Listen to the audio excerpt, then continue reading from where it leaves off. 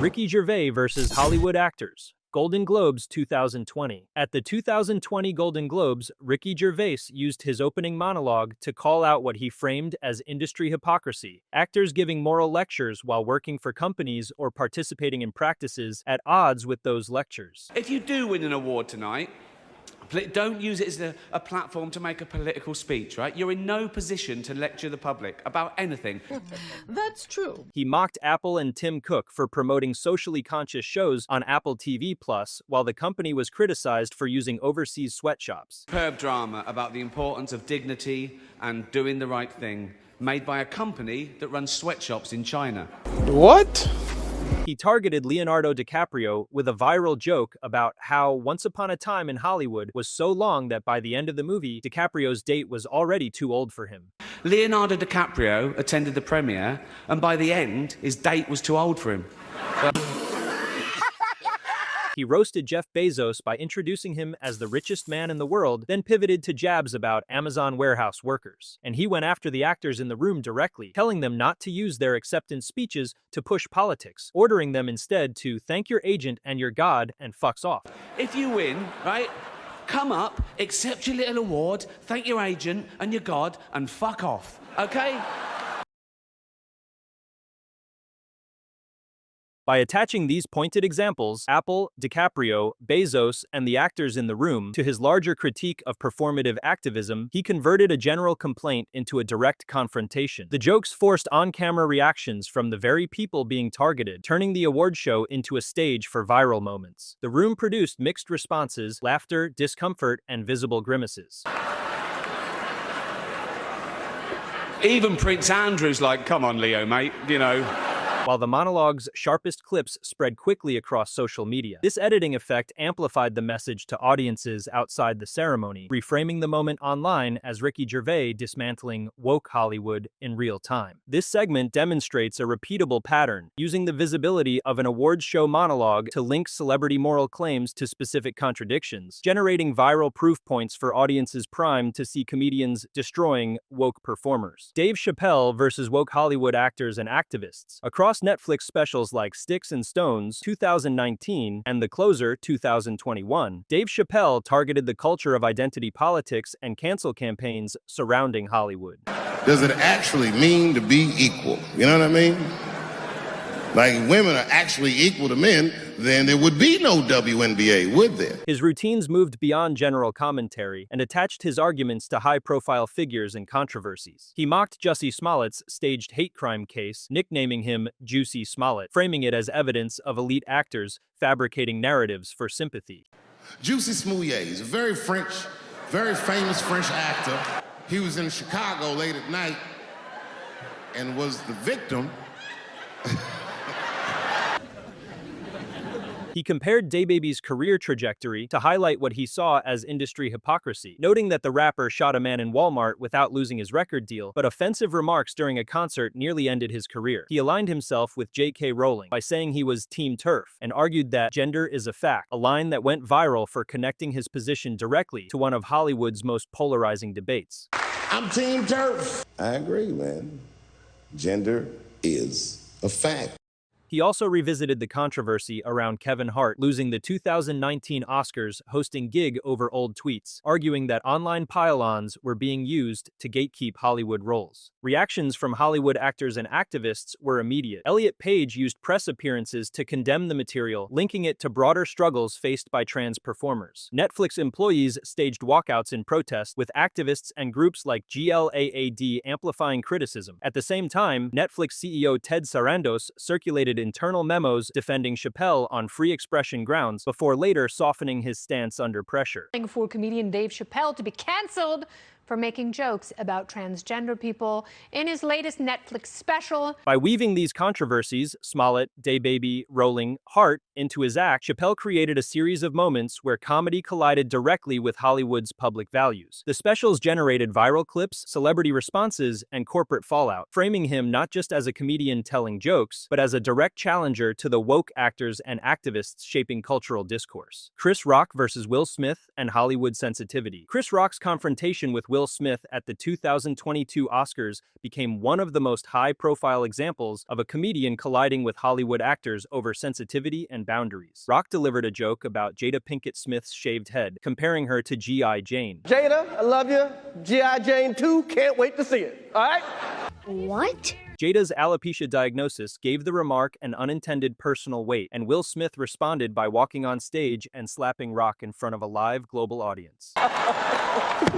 Oh, wow. Wow. Now that's how you supposed to shoot. The clash revealed the fragility of Hollywood's image. The Oscars had long been criticized for being overly scripted, and this unscripted violence between two major stars exposed the tensions surrounding how far comedians can go when mocking actors. The fact that Rock kept his composure after the slap, quipping, "Will Smith just smacked the cider out of me," underscored the role of comedians as performers who are expected to handle even the most hostile reactions. The fallout amplified the moment beyond the ceremony. Will Smith resigned from the Academy and received a 10-year ban from attending the Oscars. Meanwhile, Chris Rock addressed the incident indirectly in his 2023 Netflix special Selective Outrage. You know what happened to me?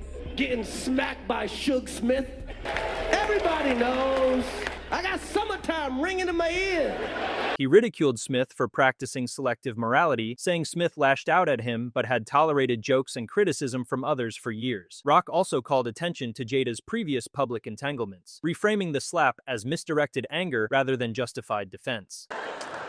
Will Smith just smacked the shit out of me. That was a greatest night in the history of television. Okay. The incident became symbolic. One side of Hollywood demanding stricter boundaries for jokes at actors' expense, and the other side defending the right of comedians to challenge, mock, or even offend without facing violence. Rock's handling of the event and his later dissection of it in a special solidified the narrative of a comedian standing against the heightened sensitivity of modern Hollywood actors. Bill Burr versus Sarah Silverman and Hollywood elites. Bill Burr built a reputation for rejecting the shift he saw in comedy and Hollywood toward what he calls performative progressivism. He has consistently criticized fellow comedians and actors who built careers on edgy offensive material but later distanced themselves from it once the industry moved toward woke standards. One of his most direct examples was aimed at Sarah Silverman. Burr pointed out that Silverman, who had long used shock humor, including racial stereotypes, in her stand-up, later became a public critic of that same type of material when cultural attitudes shifted. I go on stage and then you try to correct my jokes. I don't try to correct Yeah, you your do. jokes. You're like, but what Sometimes- if you said if the woman did this because of this? His argument was that actors and comics who reinvent themselves as politically correct figures are motivated more by career survival than genuine change. Beyond Silverman, Burr frequently expands his criticism to actors who use award show platforms for activism while ignoring contradictions in their personal lives. He has mocked celebrities like Gwyneth Paltrow for building wellness empires criticized as pseudoscience, and he has taken aim at male actors like Matt Damon, who faced backlash for comments on #MeToo after earlier defending controversial colleagues. Burr uses these high-profile examples to argue that Hollywood stars bend their values depending on public opinion, while attacking comedians for saying the wrong thing. The reaction to Burr's criticism has been divisive. Supporters view him as one of the last mainstream comedians unwilling to self-censor, while detractors label him outdated and offensive. The pattern mirrors his point. Hollywood elites can shift and reinvent themselves, but comedians like Burr who resist adaptation are pushed into conflict with actors who now champion the very positions they once ignored. South Park, Trey Parker and Matt Stone versus Meghan Markle and Prince Harry. In the 2023 episode often referred to as the Worldwide Privacy Tour, South Park satirized Meghan Markle and Prince Harry as fame-dependent public figures demanding privacy while orchestrating constant media exposure. We want privacy! We want privacy! All right, thanks for having us on the show. Really? The stand-in characters, clearly modeled on the couple, arrive on a publicity blitz with a book tour, TV interviews, and branded messaging, reducing privacy to a contradictory slogan used to fuel more attention. Specific gags targeted recognizable flashpoints. The show parodied the couple's Netflix docuseries cadence by staging repetitive confessional-style scenes, mocked the rapid-fire book revelations with a faux, spare-style memoir rollout, and lampooned staged photo ops and magazine covers that mirror the couple's real-world media saturation. A recurring visual of the pair holding "We Want Privacy" placards while barging into new publicity venues distilled the critique into a meme-ready loop. High-profile reaction points amplified the satire. Entertainment outlets cut the episode into viral clips focusing on the faux memoir and interview bits. Commentators contrasted the parody with the couple's real press appearances, including Oprah's interview, the Netflix series, and subsequent speaking engagements. The episode's timing, arriving after months of high-visibility media from the couple, gave editors a deep library of real-world B-roll to intercut with the animated ridicule, making the privacy for sale theme instantly legible. The effect on the broader celebrity discourse was to position the couple as archetypes of what South Park framed as performative victimhood.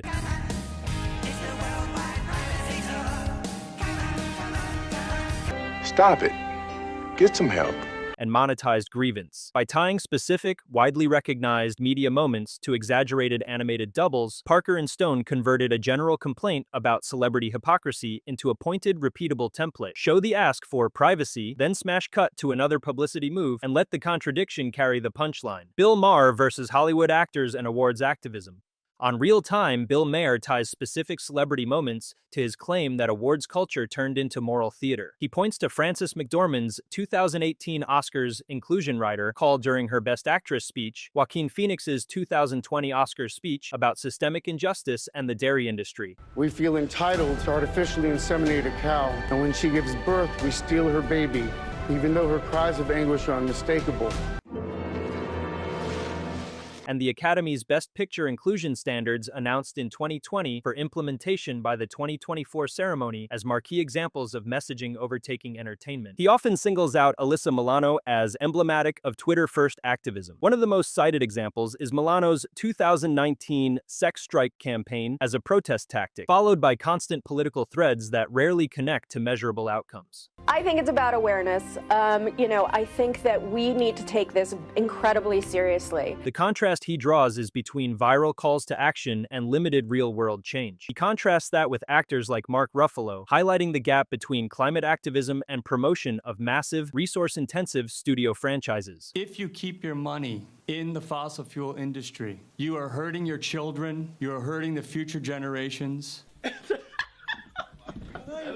The point isn't to dispute the cause, but to show the optics problem when advocacy and corporate spectacle run side by side. Maher stitches those celebrity beats to Oscars ratings as a barometer of audience fatigue, arguing that years heavy on podium sermons coincided with sharp drops in viewership before a partial rebound after the pandemic trough. He frames the pattern as cause and effect. The more the show scolds, the less the public watches. In multiple New Rules monologues from 2020 to 2024, he runs a recurring montage of actors delivering moral manifestos, red carpet virtue claims undercut by tabloid contradictions, and studios issuing progress press releases alongside routine commercial decisions. The compiled clips make his argument play like proof. A feedback loop where stars speak as moral authorities, the public tunes out, and comedians are left to say the impolite part out loud. Shane Gillis versus SNL and Hollywood gatekeepers. In 2019, Shane Gillis was announced as a new SNL cast member and then removed days later after old podcast clips with slurs and offensive jokes resurfaced.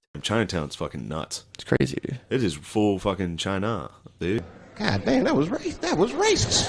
The reversal became a high-profile example of gatekeeping around acceptable speech in mainstream comedy, with producers and actors weighing reputational risk over second chances. Gillis turned the backlash into a career case study. He built a large stand-up audience through club tours and independent YouTube and podcast clips, arguing on stage that comedians should not be professionally exiled for past material. His Netflix special, Beautiful Dogs, drew significant attention and cemented his mainstream viability without institutional backing. I've never been a believer of being gay is a choice, but I will say every dude I know that can't think fucking loves pussy.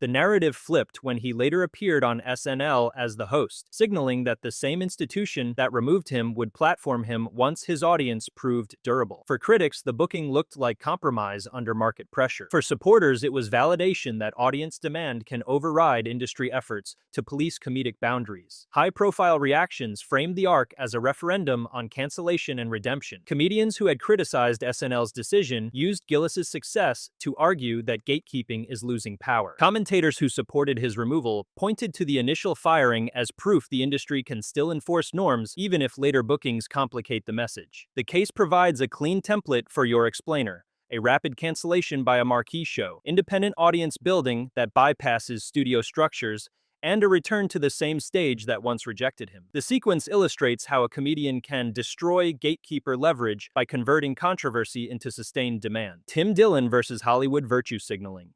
Tim Dillon's stand-up and podcast segments target the gap between celebrity activism and day-to-day industry behavior. He frames Hollywood moralizing as branding strategy rather than conviction, arguing that posts and speeches rarely carry costs for the actors delivering them. He repeatedly cites the 2020 Imagine montage led by Gal Gadot as the emblem of tone-deaf celebrity messaging. Imagine there's no heaven. It's easy if you try. Wealthy performers offering a feel-good sing-along during a crisis while ordinary people faced layoffs and uncertainty. He uses the backlash to show that audiences now read celebrity advocacy as self-promotion unless tied to concrete action. Dillon contrasts social media sermonizing with red carpet and product tie-ins, pointing to actors who post climate manifestos while flying private or promoting resource-heavy franchise work. He connects this optics problem to the broader studio ecosystem, where charitable campaigns and branded purpose coexist with aggressive marketing and labor disputes. He also highlights the churn of online outrage cycles around awards season. Actors deliver podium lectures, outlets package the quotes into viral clips, and disappears without measurable outcomes. Dillon uses that repetition to argue the system produces applause lines, not policy or sacrifice, and that comedians exposing this pattern are punished more quickly than actors participating in it. By anchoring his critiques to well-known cultural moments, the Imagine video, climate pledges beside franchise tours, and annual award season sermonizing, Dillon positions himself as a narrator of Hollywood's contradictions. The specificity of those examples lets editors cut in instantly recognizable footage, turning his monologues into viral explainers about why audiences distrust celebrity virtue. Andrew Schulz versus Disney remakes and PR morality. Andrew Schulz uses Disney's remake cycle to show how studios and actors turn morality into marketing. He called out Rachel Zegler's Snow White press tour, where she dismissed the 1937 original and promised a leader instead of a love story, only for the production images and plot leaks to spark backlash. He pointed to the Little Mermaid remake as another case where months of representation discourse buried real concerns about the visuals, music, and story. Schulz argues that actors repeat studio-approved virtue talking points, absorb the blowback when the movie underdelivers, and become woke actor scapegoats, while comedians who call it out are the ones pointing to the real problem. From Ricky Gervais to Dave Chappelle, Bill Burr, Chris Rock, South Park, Bill Maher, Shane Gillis, Tim Dillon, Andrew Schulz, and Jerry Seinfeld, each clash shows comedians turning celebrity moral posturing into viral targets. When stars present themselves as moral authorities, comics flip those claims into punchlines, and the laughter, backlash, or outrage spreads far beyond the room. If you're over Hollywood's double standards, hit like, drop your favorite roast in the comments, and subscribe for more breakdowns of these culture-shaking moments.